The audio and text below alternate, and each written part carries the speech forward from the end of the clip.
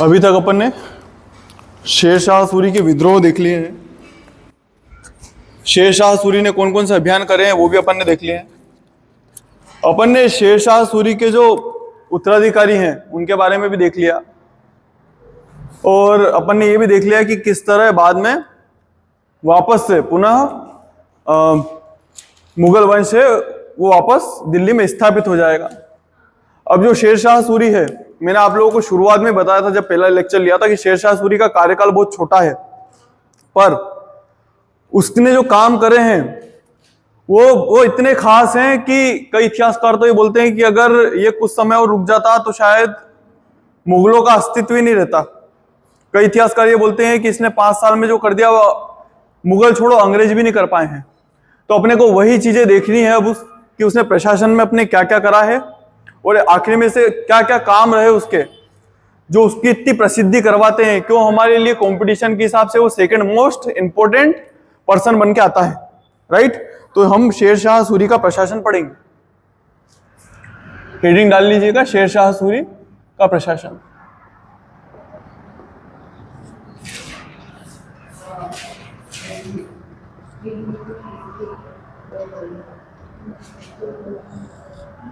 प्रशासन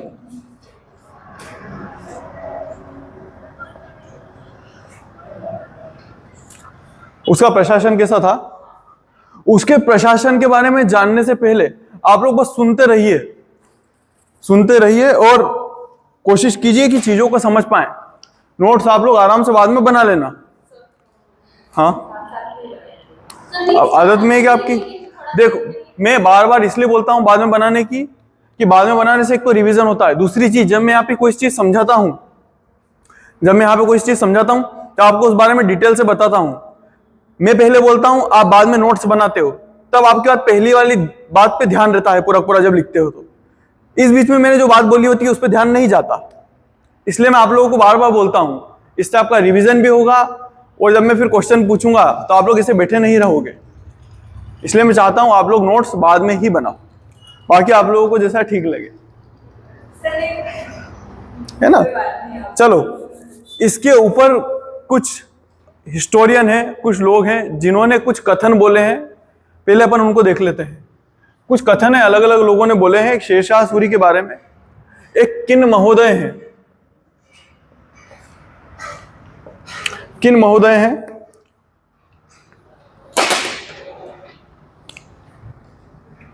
उन्होंने शेरशाह सूरी के बारे में बोला है कि इस पठान ने 5 वर्षों में जो करा है वो मुगल क्या अंग्रेज भी नहीं कर पाते।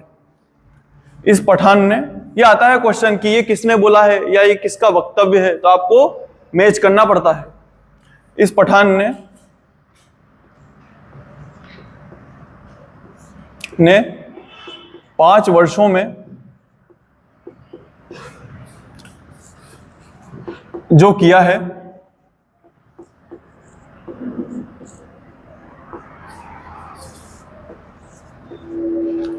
वह मुगल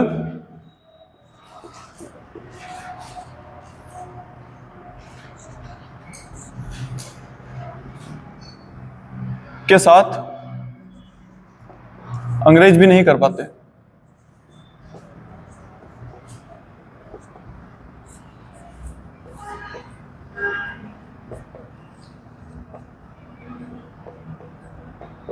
मतलब अपन इसको पढ़ रहे हैं तो कुछ ना कुछ खास रहा है इसके बारे में, ऐसे ही तो पढ़ नहीं रहे हैं।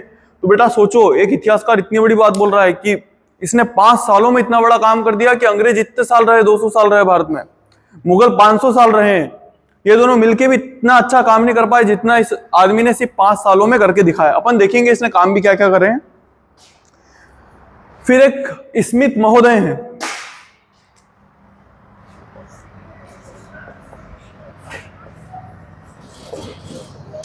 स्मिथ महोदय का कहना था कि अगर शेरशाह सूरी कुछ दिन और टिक जाता, कुछ साल और अगर टिक जाता, तो भारत के इतिहास के रंगमंच पर कभी मुगलों का नाम ही ना होता।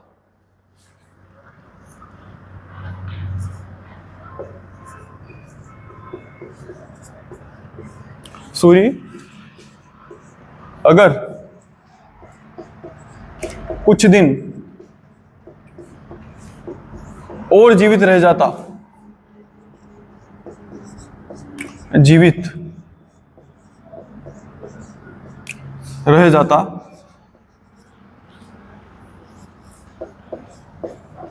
तो भारत के इतिहास के रंगमंच पर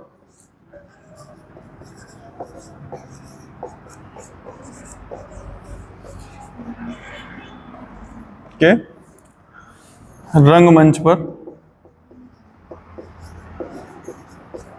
मुगलों का नाम भी ना होता।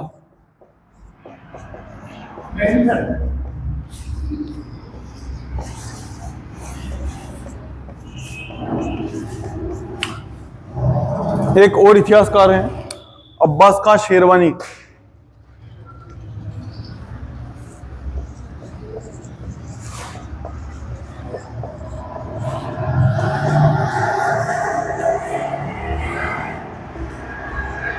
अब्बास खान शेरवानी, कभी अगर क्वेश्चन आए कि शेरशाह सूरी के बारे में किस इतिहासकार ने लिखा है तो आप लोग किसको बताएंगे? अब्बास खान शेरवानी।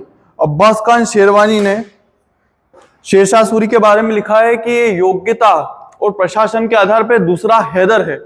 मैंने आपको इसकी उपाधियां बताई थी, तो मैंने इसकी उपाधि हैदर बताई थी, हैदर दी। तो ये क्या बोल रहा है अब्बास खान शेरवानी की योग्यता और प्रशासनिक कुशलता के आधार पे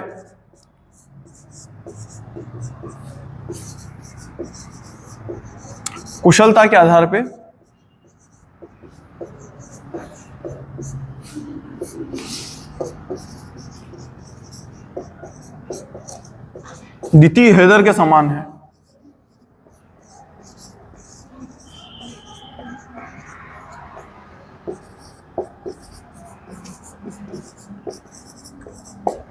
ये अपन ने तारीफें तो देख ली है इसकी, ये इतनी अच्छी अच्छी बातें लिख रखी है इसके बारे में, सब बातें ठीक है।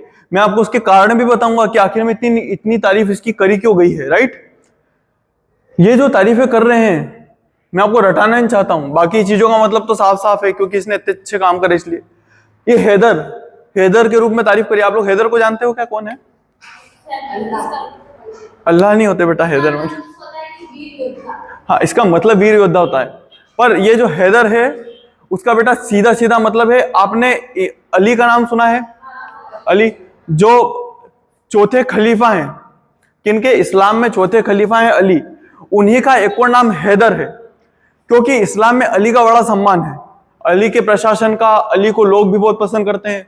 कभी अगर समय मिला तो मैं आपको करबला की कहानी सुनाऊंगा कि करबला में कैसे अली के बच्चों को मारा गया था और कैसे वो लोग 72 थे और बाकी कई हजारों की सेना थी सामने, पर वो लोग हार नहीं मानते हैं और अंततः उनकी मृत्यु हो जाती है। यहां तक बेटा समझ में आ गया? ये कुछ कथन है, इसकी हेडिंग कथन करके लिखना है ना। ये कुछ कथन थे, आप लोगों ने देख लिए। अब अपन इसके प्रशासन को पढ़ेंगे। इसने प्रशासन में आखिर करा क्या क्या। देखो, जब अपन प्रशासन को पढ़ते हैं ना किसी भी राजा के, ऐसा नहीं कि इसी के, अपन मुगलों का प्रशासन पढ़ेंगे, अपन गुलाम वंश का प्रशासन पढ़ेंगे या सुल्तानों का प्रशासन पढ़ेंगे, अपन विजयनगर साम्राज्य का प्रशासन पढ़ेंगे, तो अपन देखेंगे कि प्रशासन को अपन कुछ पार्ट्स में बांट लेते हैं, उससे अपने को पढ़ने में आसानी रहती है। तो देखो, ये प्रशासन है इसका प्रशासन। तो प्रशासन कुछ ऐसे बटा हुआ रहता है। सबसे पहले केंद्रीय प्रशासन रहेगा,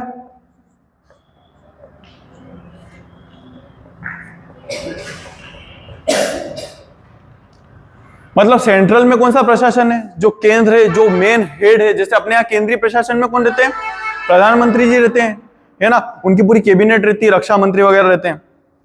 फिर क्या आएगा? प्रांतीय प्रशासन।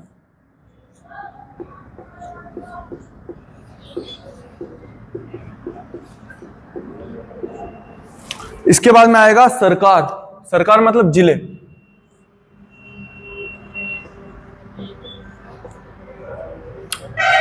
सरकार के बाद में परगना और फिर ग्राम।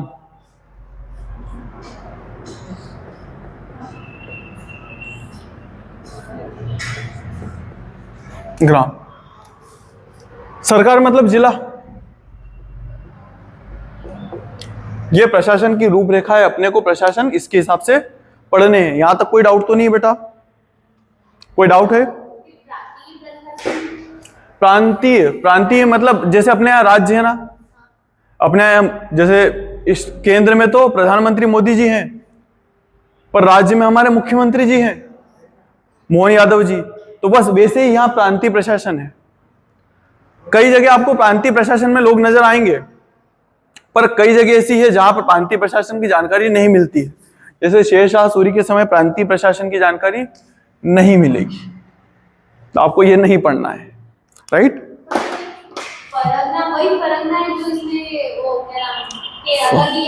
परगना, परगना मतलब होता है तहसील।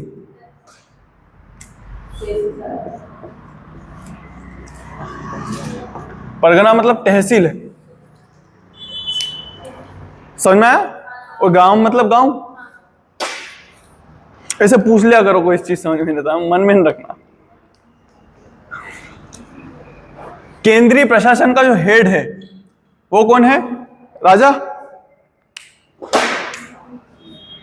इसका प्रमुख है वो कौन होता है? राजा। ये राजा पूरे राजा जैसा ही है, मतलब एक तो होते हैं जो किसी और के हिसाब से चलें, बहुत सारे राजा मंत्रियों के हिसाब से भी चलते हैं, जो मंत्री बोल दे वो करना पड़ता है। जैसे आप जब उत्तर मुगल कालीन, जब मैं इतिहास पढ़ाऊंगा आपको, तो मैं आप लोगों को बताऊंगा कि जो उसके मंत्री बोल रहे हैं वो राजा कर रहा है। यहां तक कि जो मोहम्मद शाह रंगीला है, उसके बाद में जो राजा आए हैं, जो मुगल शासक आए हैं, उनको तो उनके मंत्री पालों से घसीट के लेके जाएंगे सीढ़ियों से और उठा के फेंक देंगे छत से, ऐसा ऐसा करेंगे। समझ रहे हो? यहां पर ऐसा नहीं है।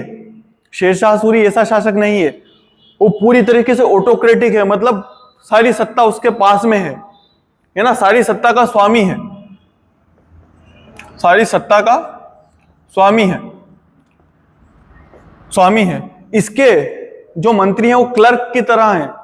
क्लर्क मतलब समझते हो ना, बस नौकर रख रखे हैं इसने। मंत्री भी नौकरों की तरह है, ऐसा नहीं है कि उनका कुछ प्रभाव है, तो इसके मंत्री भी किस तरह है? मंत्री भी नौकरों की तरह है।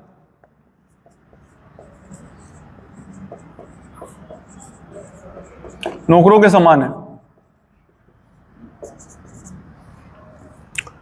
इसके बाद में अब इसके कुछ विभाग हैं जो हमको पढ़ना है।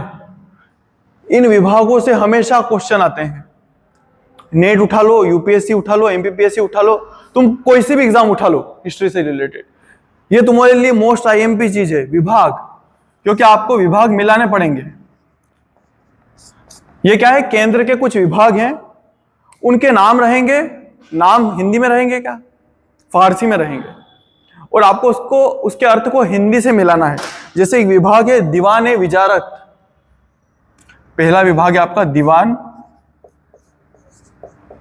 ए विजारत।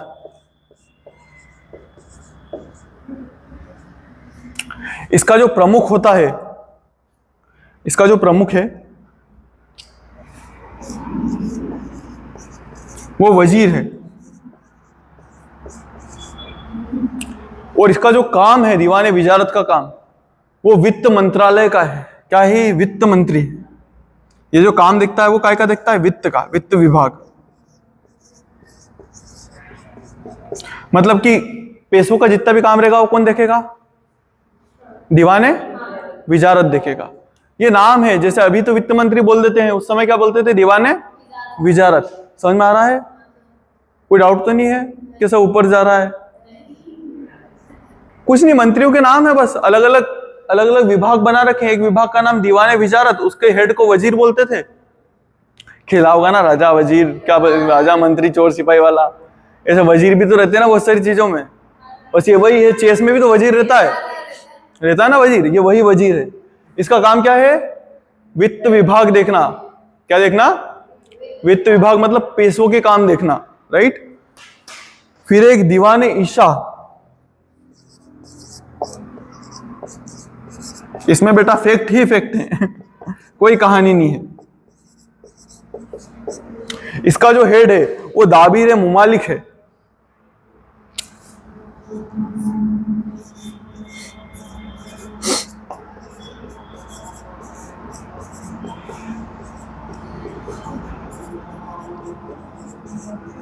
इसके प्रमुख को बोलते हैं दाबिर मुमालिक। और ये सचिवालय था, सचिव, जो प्रमुख सचिव रहते हैं ना, मुख्य सचिव के रूप में। जो यूपीएससी की तैयारी कर रहे हैं उन बच्चों का एक ही सपना रहता है कि वो आखिरी में जाके क्या बन जाए, प्रधानमंत्री के मुख्य सचिव बन जाए, राइट। तो ये वही सचिव है, ये मुख्य सचिव है। तो तुम बन जाओ तो तुम क्या बन जाओगे, दीवाने ईशा बन जाओगे, ठीक है। फिर एक दीवाने रसालत, ऐसे ही नाम है। दीवान ए रसालत। इसका जो हेड है उसका नाम है दीवाने मुत्सबी।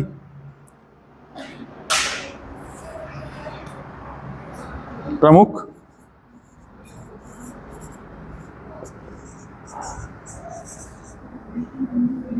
दीवान ए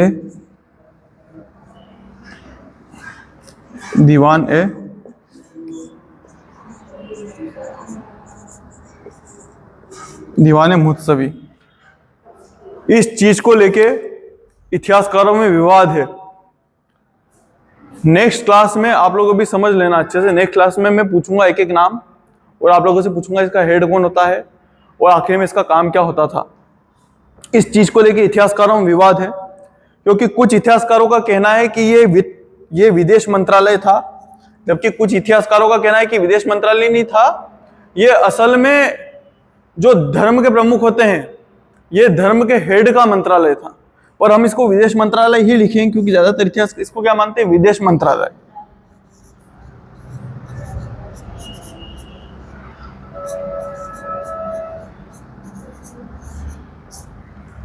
अभी विदेश मंत्री का नाम क्या है भारत के?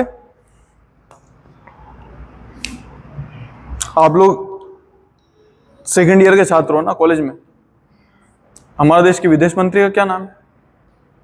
और तुम अपनी स्थिति देखो, जबकि दुनिया के लोग जानते हैं हमारे देश के विदेश मंत्री को।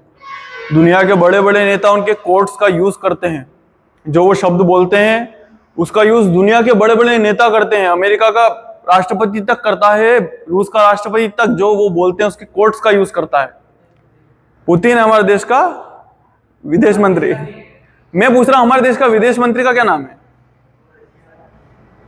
अच्छी बात नहीं है ये, नॉलेज होना चाहिए बेटा। विदेश मंत्री का जब दुनिया भर में सम्मान हो रहा है, दुनिया भर के लोग इतनी इज्जत दे रहे हैं, तो हमारा तो फर्ज है ना कि हमको पता हो। मैं दूसरे हर किसी की तो पूछ नहीं रहा हूं, राइट। पता होना चाहिए बेटा। नेक्स्ट लिखिएगा चौथा, दीवाने अर्ज या दीवाने आरिज। चौथा इधर लिख दें, प्रांतीय प्रशासन तो इसे भी कुछ है नहीं। दीवान ए आरिज, ए आरिज।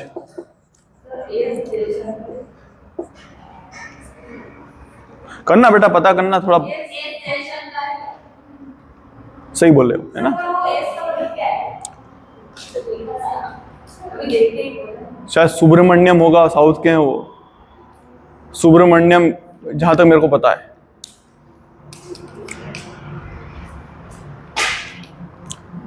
दीवान ए आरिज, इसका जो हेड है वो आरिज ए मुमालिक है। आरिज ए मुमालिक, इसका हेड आरिज ए मुमालिक है और यह सैन्य विभाग है।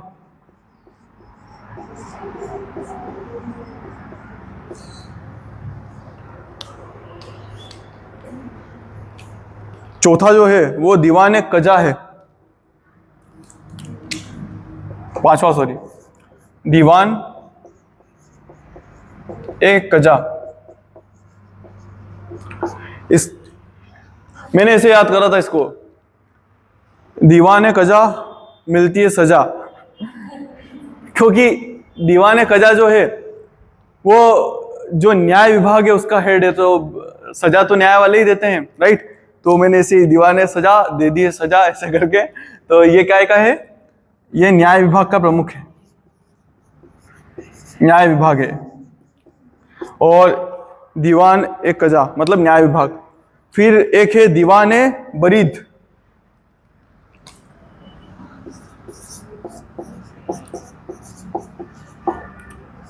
ए बरीद, इसके हेड को बोलते थे बरीद ए मुमालिक, बरीद ए मुमालिक।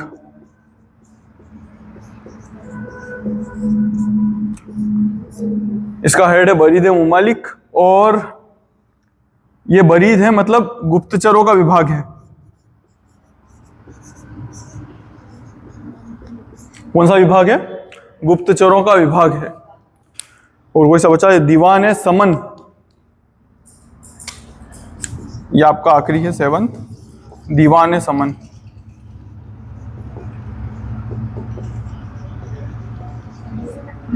मतलब ये शाही परिवार जो होते हैं ना, उनको संभालने का काम करता है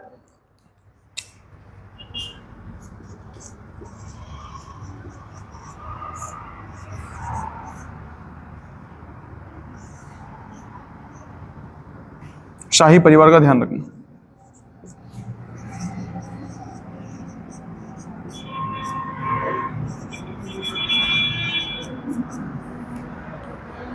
ये 7 विभाग हैं, इसको रटो, इसको याद करो, जैसा जमे तुमको वैसा करो, पर ये कर लेना बेटा, क्योंकि कभी अगर शेरशाह सूरी का प्रशासन आ गया या पूरे मध्यकाल का प्रशासन आ गया, तो तुम पूरे मध्यकाल के प्रशासन में, चाहे अभी तुम्हारे सेकेंड ईयर की एग्जाम हो या आगे नेट की एग्जाम हो, एमपीपीएससी की एग्जाम हो जिसमें लिखना भी रहे, और उसमें प्रशासन पे लिखने का आ गया, तो तुम ये पूरी लिस्ट छाप देना कि प्रशासन का मतलब ये होता है।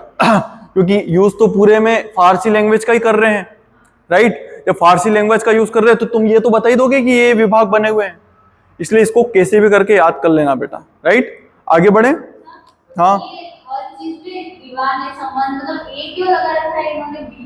जैसे मतलब ये उसका कर्ता धर्ता है, ये दीवान है ना, मतलब इसका मतलब होता है विभाग। ए मतलब उसका करने वाला, मतलब जैसे जैसे मैं आप लोगों को बहुत सी बुक्स बताता था, बाबर नामा, नामा का मतलब होता है जीवनी। ऐसे किसके भी हुमायूं नामा मतलब हुमायूं की जीवनी, समझ रहे हो ना? ऐसे कुछ शब्द होते हैं ये जोड़ने के लिए, जैसे अपन का यूज करते हैं ना, का, वैसे ये लोग का ए का यूज करते हैं। ऐसा इनकी वर्णमाला में है, उसका कुछ अलग से मीनिंग नहीं निकलता। का प्रमुख है ना, ऐसे करके। यहां तक अगली बात समझ में? प्रांतीय प्रशासन में कुछ है? मुंह से बोलो बेटा, कुछ है? नहीं है ना? तो अपन क्या पढ़ेंगे अब? सरकार। सरकार में 2 चीजें हैं। सरकार मतलब जिला,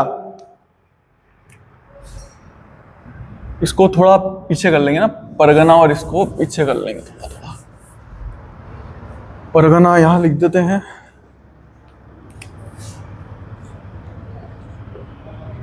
और ग्राम आखिरी में कर लेंगे।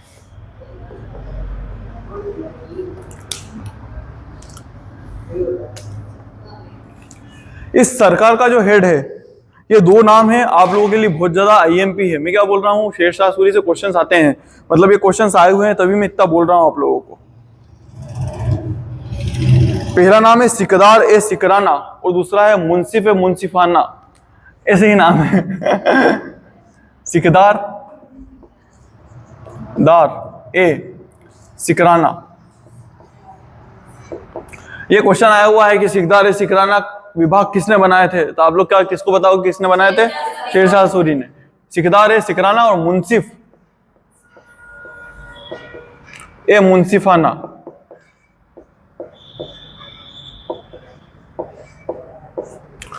इनके काम देख लो बेटा। मुंसिफ जो शब्द बना है वो मुंशी से बना है। कैसे बना? मुंशी से। मुंशियों का काम क्या रहता था?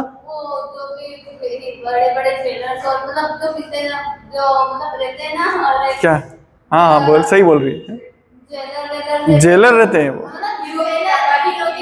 व्यापारी क्या करते हैं? व्यापार करते हैं, मतलब पैसों से रिलेटेड काम करते हैं। मुंशी जो व्यापारियों को गिनना करते हैं, यार किसके पास कितना पैसा है, मतलब एक तरीके से वित्त का काम देखते हैं, राइट? पैसों से रिलेटेड काम देखते हैं। तो ये भी क्या है? ये वित्त विभाग देखता है। क्या देखता है? वित्त विभाग देखता है। वित्त विभाग या आय व्यय,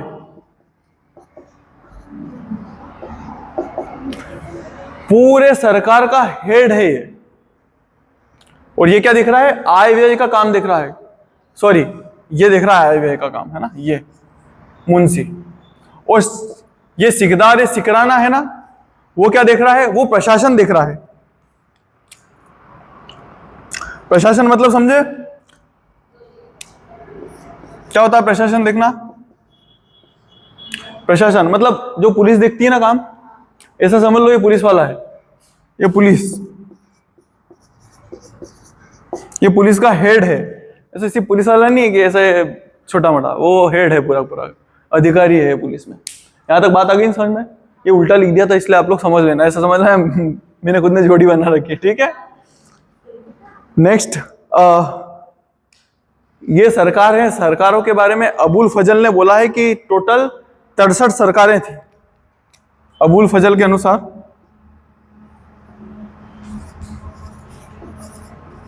अबुल फजल ने 63 सरकारों का वर्णन किया है।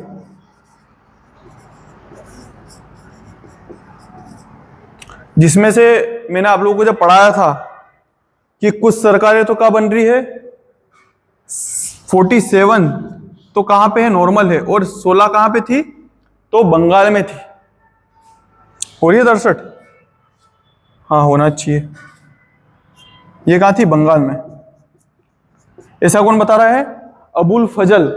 पर जो बाकी के इतिहासकार है ना, उन्होंने बोला है कि नहीं यार इतनी ज्यादा नहीं थी, टोटल 66 थी। अन्य ने क्या बोला है? इसने संख्या कितनी बताई है इसकी? 66। यहां तक समझ में आया? और देखते हैं, एक और चीज भी है, बोलना। हाँ बोल।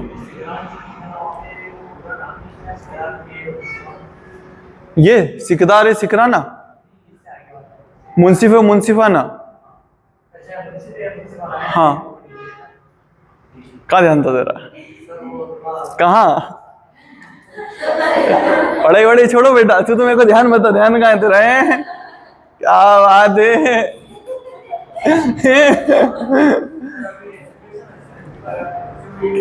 क्या मना कर दिया? तो पर्सनली तो है, तभी तो पूछ रहा हूँ तेरे से। इंसान जाती है वो तो है ही ऐसी, खुद से मतलब नहीं, दूसरे के पर्सनल मैटर्स में घुसना है तो मेरे को भी घुसना है। अकेले में बता देना बस। क्लास जल्दी खत्म कर दूं क्या? बिल्कुल कर दूंगा। चाहे मैं कितनी समस्या में खुद फंसा हुआ हूं, पर तेरी सोल्व कर दूंगा बेटा। ऐसा होता है ना। अगर सपोज मानो कि तुमसे खुद से पढ़ाई नहीं हो रही है, तुम पढ़ ही नहीं रहे हो, और तुम्हारे पास में कोई आया, कितनी अच्छी राय दोगे कि अरे तू पढ़ता क्यों नहीं है यार, भविष्य का सोच, अच्छी राय दोगे ना। मेरी स्थिति भी तेरे जैसी है, और मैं तेरे को बहुत अच्छी राय दूंगा। तेरे को मजा आ जाएगा, तू सोचेगा कि यार ये कितना विद्वान आदमी। अरे बहुत तेरे को बहुत मजा आएगा मेरी राय सुन के। तू बस बता सही मेरे को भाई। क्या? अच्छा, इन लोगों को भी जानने की इच्छा, बोले ये लोग भी हेल्प कर सकते हैं। एक विभाग है विलायत। ये पहला, 1, 2 और ये तीसरा विलायत।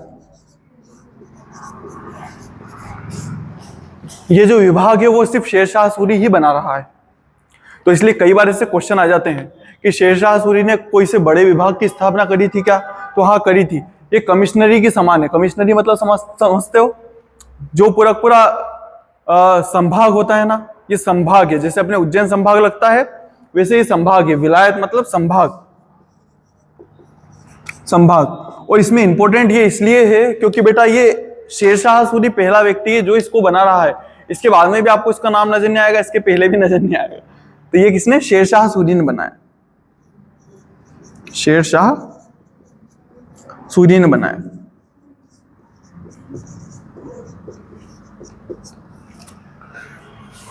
यहां तक समझ में आया?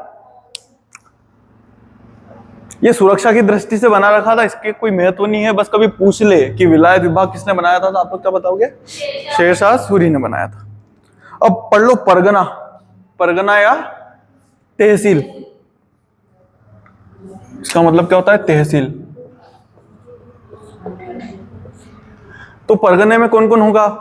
तो एक तो ये तो दे रखे हैं, मुंसिफ, पहला व्यक्ति तो मुंसिफ होगा, पहला व्यक्ति सिकदार होगा। इस बार मैं सिर्फ सिकदार लिख रहा हूं, सिकदार ए सिकराना नहीं लिख रहा हूं, राइट?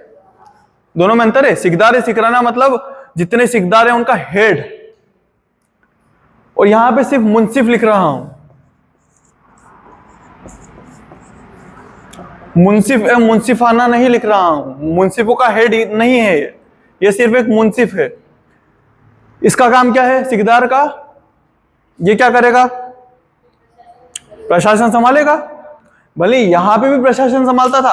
अब देखो, कमिश्नर कहां बैठेगा?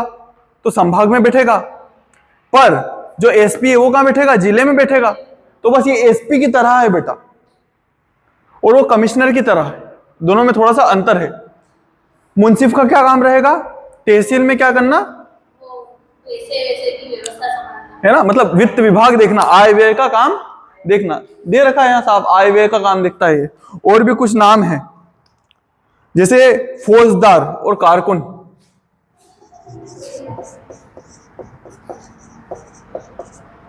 और कारकुन, ये दोनों। फौजदार खजांची है, मेन खजांची। मतलब सपोज मानो कि ये लोग सारा पैसा लेके आए, इसने गिन लिया, इसने हिसाब भी कर लिया मुंसिफ ने, है ना, टैक्स सारा कलेक्टर के लेके आ गए, पर टैक्स को रखना भी तो पड़ेगा, राइट? एक जगह सारा पैसा इकट्ठा रखना पड़ेगा ना। अभी जैसा तो है नहीं कि बैंक से ट्रांसफर हो रहा है बस इधर से इधर। ऐसा होता है कि तुम्हारा मोबाइल में सारा पैसा अभी रहता है, पहले होता था क्या? पहले ऐसा कुछ भी नहीं होता था, तो सारा पैसा इकट्ठा रहता था, मतलब आप जाओ तो लूट लो उसको जाके, है ना। अभी तो सब खत्म हो गया। यार बैंक में जरूर जा सकते हो, मेरा नाम मत ये बंद कर दो भाई थोड़ी देर के लिए। तो क्या हो रहा है? ये खजांची है, इसके खजांची मतलब जो खजाना को संभालता हो। कौन है? फौजदार खजांची है। वो जो कारकुन है, कारकुन लेखाकार है। क्या है? लेखाकार मतलब लिखा पढ़ी का काम करता है कि कौन सी जगह कहां है, कितनी है। समझ में आया? कोई डाउट तो नहीं इस चीज को लेके? पक्का समझ में आ रहा है ना बेटा? ये सब नाम है। ये कारकुन का काम क्या है? लेखाकार है। मतलब वो जितना भी पैसा आता है उसको लिखता है, क्लर्क की तरह लिखता है। फौजदार का काम क्या? उस खजाने को संभाल के रखना। मुंसिफ का काम क्या? उस खजाने को गिनना कि यार कितना पैसा कहां से आ रहा है। सिकदार का काम क्या है? पुलिस की तरह काम करना, प्रशासन को बनाए रखना। यहां तक बेटा समझ में आया? कोई डाउट तो नहीं है? आगे बढ़े। हाँ, बस ऐसी आवाज निकाली कि देखो से ये जो परगना है वो भू राजस्व वसूली की सबसे बड़ी इकाई है। ऐसे भी क्वेश्चन पूछ लेते हैं कि भू राजस्व वसूली की सबसे बड़ी इकाई क्या है? तो परगना है।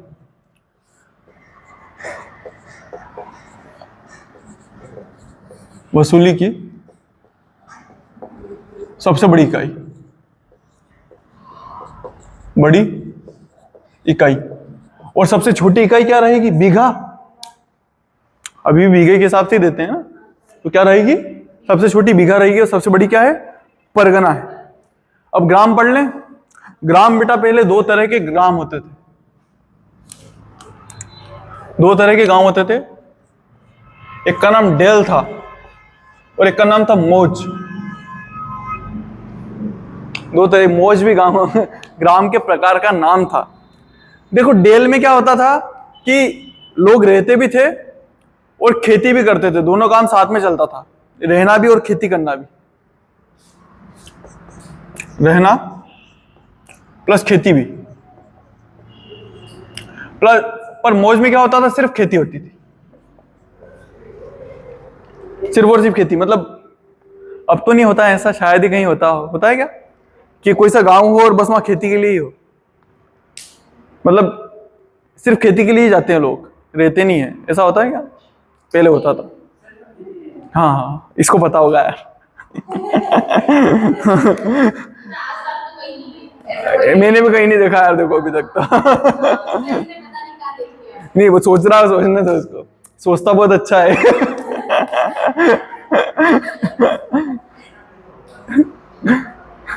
तू बुरा मत मानना किसी बात का, है ना?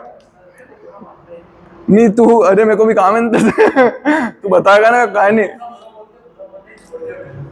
इसके तीन, इसके, अरे मत रुला तू भाई। इसके तीन प्रमुख हैं। भावुक करता है यार तू यार।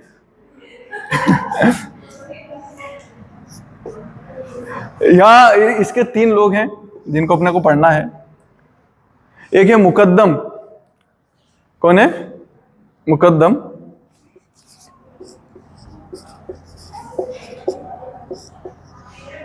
दूसरा पटवारी, और तीसरा चौकीदार।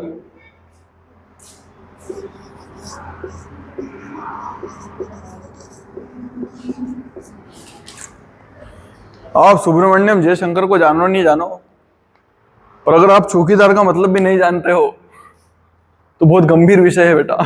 चौकीदार मतलब समझते हो क्या होता है? पता है? नींद आ रही है इसको, बहुत नींद आ रही है। मैं इसको कब से देख रहा हूँ, इसकी नींद पूरी नहीं हुई। क्या कर रही थी बेटा रात को? हैं? सोई नहीं क्या? सोई थी, ये भी नींद आ रही है। मुंह धोना है? ये बेटा बहुत पानी, पूरी टंकी भरवा रखी है, इसीलिए भरवा रखी। इसको भी ले जाओ साथ में। हाँ, इसको भी ले जाना साथ में गंगा नहाने, इसकी नींद उड़ेगी उससे। हाँ हाँ यार, बोतल, अरे भाई साहब एक काम और करेगी ना, पक्की बात, अपनी क्लास के लिए बोतल लेके आना। जिसको नींद ज्यादा आएगी ना उसके ऐसे छींटे दे देंगे। एक तो नींद वालों के छींटे देंगे, एक जो दुष्ट प्रवृत्ति के लोग हैं ना, जो पढ़ के नहीं आते हैं, उनकी भी अपन छींटे देंगे, ताकि ताकि उनके अंदर की जो बुरी शक्तियां हैं, हाँ, वो दूर होए। समझ रहे हो? जरूरी है बेटा, अपनी अपनी क्लास को बहुत जरूरत है इस चीजों की। ठीक है, यहां तक समझ में आ गया? देखो, ये जो मुकद्दम है वो कानून व्यवस्था संभालता है। क्या संभालता है? कानून व्यवस्था।